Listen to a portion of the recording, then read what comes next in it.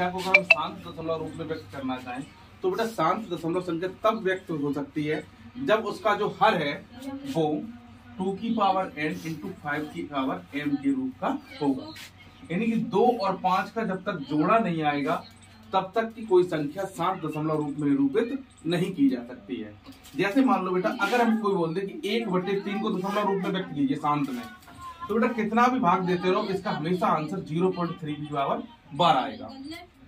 लेकिन हमें इसको व्यक्त करना है तो कैसे करना है, देखिए बेटा 1/20 आपके सामने लिखा है तो हम 20 के फैक्टर कर लेते हैं तो क्या हो जाएगा 2 दूनी 4 पंचे 20। तो देखिए बेटा एक तो 0 हमें मिल रही है तो इसको ऐसे लिख सकते हैं 1/5 दूनी 10 गुणे 2। लेकिन दूसरी अगली हमें 0 नहीं मिल रही है तो अगर हम इसमें 5 का गुणा कर दें तो हमें दूसरी 0 भी मिल जाएगी। तो इसके लिए बेटा हम ऊपर भी 5 का गुणा करेंगे तो ऊपर हो जाएगा 5 एकन 5 और 5 दूनी 10, 10 गुणे 10, इसको लिख सकते हैं बेटा 5/100। अब नीचे जितनी 0 उतने के बाद दशमलव, तो आंसर हमारा क्या आएगा 0.05। ठीक, नेक्स्ट क्वेश्चन है बेटा कि 0.1254 और बार लगा रखा है 54 को P/Q के रूप में व्यक्त करना है। तो बेटा इसका मतलब होता है कि रिपीटेड संख्या, यानी बार बार इसी संख्या को दोहराया गया है। अगर जैसे मान लो बेटा एक में हमने 3 का भाग दिया तो जो हमारा आंसर आएगा वो 0.3333333 इस तरीके से आता ही रहेगा। तो इसको एक निश्चित शब्द में लिखा जाता है 0.3 पर बार। तो ऐसी संख्या बेटा आपके सामने लिखी है 0.1254 पर बार। इसको हमें P/Q के रूप में व्यक्त करना है। तो देखो कैसे करते हैं। तो सबसे पहले जो संख्या हमें दे रखी है उसे मान लेते हैं, माना x = 0.1254 पर बार है तो इसको बार बार लिख ले रहा हूं डॉट डॉट डॉट, इसको कंडीशन 1 डाल देता हूं।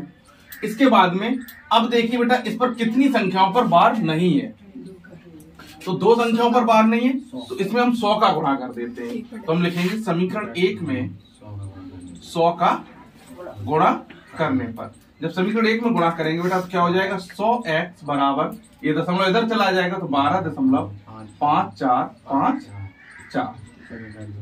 इसको कंडीशन 2 डाल लिया। अब देखिए बेटा इस पूरी संख्या में अंक कितने हैं, टोटल 4 है।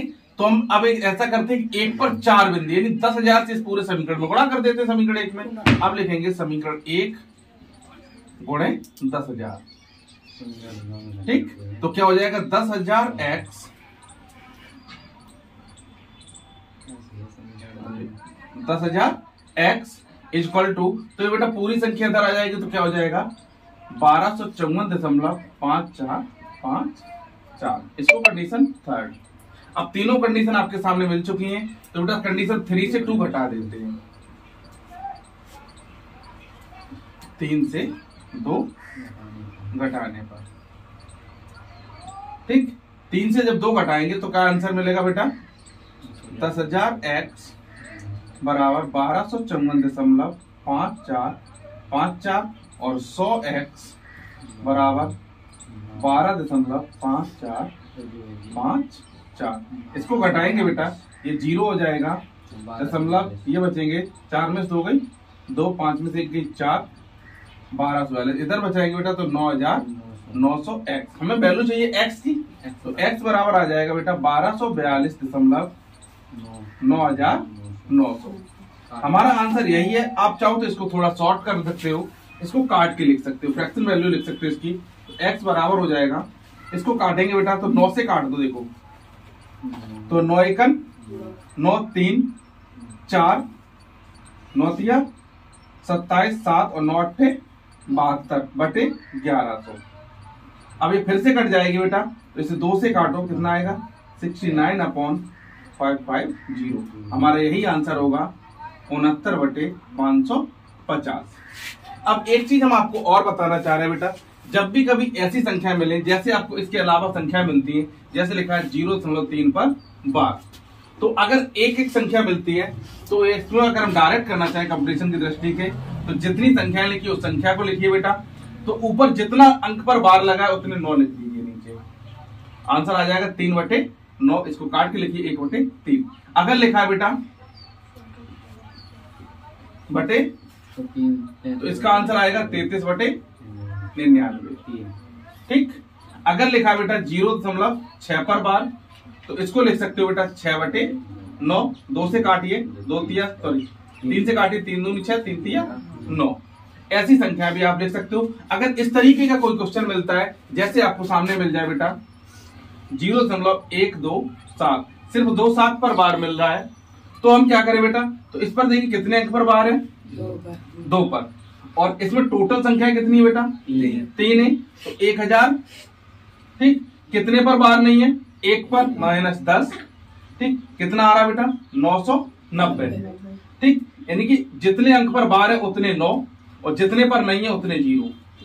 ठीक। और ऊपर इस वाली संख्या में से, पूरी संख्या में से इस एक को घटा दीजिए, कितना आएगा बेटा, 126/990 आपका आंसर आएगा।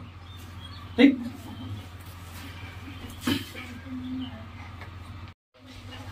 नेक्स्ट क्वेश्चन है कि 3 + √2, 2 + √3, 3 - √2 और 2 - √3 को सरल कीजिए। तो एक चीज देखो बेटा, यहाँ पर ये संख्याएं समान लग रही हैं, सिर्फ चिन्ह विपरीत है। ये इसके समान है, चिन्ह विपरीत है। अगर इनको हम पास पास लिख लें, 3 + √2 और 3 - √2, 2 + √3 और 2 - √3। अब देखिए बेटा, एक फॉर्मूला होता है क्या, कि a + b और a - b ये बराबर होता है बेटा a² - b²। तो बेटा a की जगह 3 है, तो 3 का स्क्वायर प्लस -√2 का स्क्वायर, और दूसरे ब्रैकेट में बेटा लिख सकते हैं 2 का स्क्वायर -√3 का स्क्वायर। इसे सॉल्व करो बेटा, तो 9 - 2 और दूसरे ब्रैकेट में आएगा 4 - 3। 9 में से 2 गई 7, 4 में से 3 गई 1, 7 × 1 बराबर आंसर क्या आएगा बेटा, 7। ऐसे कितने भी क्वेश्चन मिले। एक क्वेश्चन ऐसा और होता है बेटा, मान ले देखिए, जैसे लिखा है √2 + 3 का होल स्क्वायर। तब इसके लिए हम क्या करेंगे, यहाँ पर लगाएंगे बेटा a + b का होल स्क्वायर। तो a² + b² + 2ab। तो ये हो जाएगा क्या बेटा, √2 का स्क्वायर प्लस 3 का स्क्वायर प्लस 2 × √2 × 3।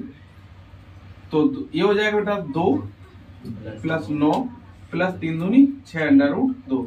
9 2 11 + 6 √2। तो रूट वाले क्वेश्चन को देखकर हमें कभी घबराना नहीं है बेटा, हमें सिर्फ ये देखना है कि उसके से कौन सा फार्मूला बन रहा है। जैसे यहाँ से वर्गांतर बना, यहाँ से होल स्क्वायर का फार्मूला बना, कहीं माइनस लगा होता तो a - b का होल स्क्वायर लगता। ठीक। तो ऐसे क्वेश्चंस को हमें देख करके सावधानी पूर्वक इनको करना चाहिए। ठीक।